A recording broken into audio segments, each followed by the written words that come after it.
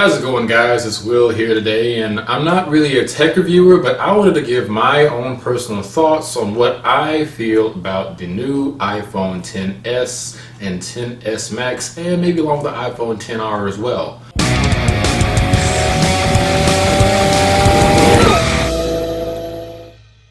I have a few thoughts about this phone, so I thought I'd share with you because I am an avid iPhone X user, and here's what I found. The iPhone XS and the iPhone XS Max are really cool phones. I mean, they're iPhone Xs for crying out loud. They have a full screen with a little notch at the top. You know, they have their OLED screens that the iPhone XR, the iPhone XR doesn't. And they still have all the amazing amenities and features of the iPhone X, along with the new iOS 12 that just came out recently. But my only thing about it is, they're not that great. I mean, I get Apple says to make money and they're coming out with the new latest iPhone every year, but yeah, the iPhone XS and XS Max really don't, they're just nothing groundbreaking. They're nothing groundbreaking, and here's what I mean.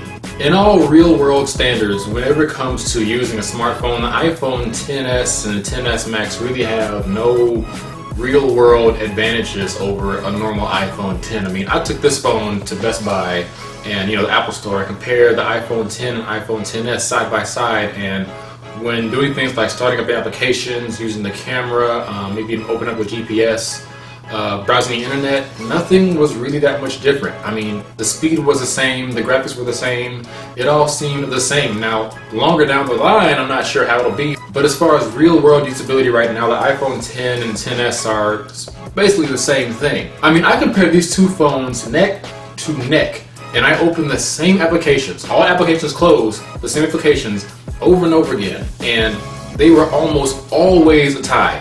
The iPhone XS did beat the iPhone X, but it beat the iPhone X by microseconds. I mean, I had to look very hard. I mean, opening apps more than once, maybe sometimes twice, maybe sometimes even 5 times in a row to see if the app literally opened faster on the XS than it did on the X.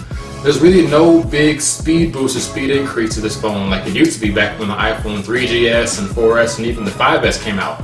Adding S after the number on the iPhone nowadays really doesn't hold as much water as it used to back when the 3GS and the 4S and especially the 5S came out. I tell you what, the reason you would buy an iPhone XS is if a microsecond of speed mattered, 1 more gigabyte of RAM going from 3 gigabytes to 4 gigabytes, a slightly bigger screen, and the potential to have 512 gigabytes and some other little itty-bitty minute features that might or might not matter to somebody. If those matter to you, then of course, by all means, get an iPhone XS. So those are my thoughts about the iPhone XS and XS Max. If you have any other opposing thoughts or whatever, leave them in the comment section below.